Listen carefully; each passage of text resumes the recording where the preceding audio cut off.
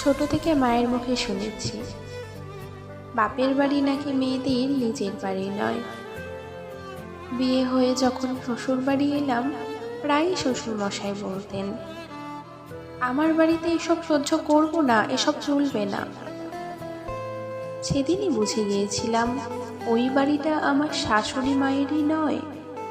আর আমার তো প্রশ্নই ওঠে না। আমার বিয়েতে পাওয়া গয়না বিক্রি করে আর কিছু লোন করে আমার স্বামী ফ্ল্যাট কেনে।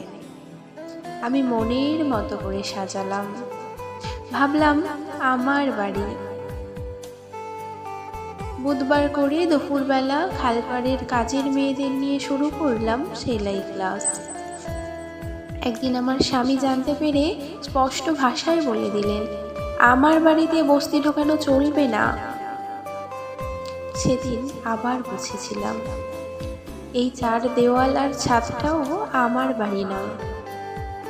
তারপর ছেলে এসে বলল, বাবা তো নেই, এবারই ভাড়া দিয়ে এবার চলো আমার বাড়ি। মনে মনে হাসলাম। তারপর একটু থমকে কাউকে কিছু না বলেই বেরিয়ে পড়লাম পথে। হয়তো নিরুদ্দেশের বিজ্ঞাপন বার হবে, কিন্তু জানেন, আমি নিরুদ্দেশ নই। আমার উদ্দেশ্য আছে। আজও একটা বাড়ি খুঁজছি।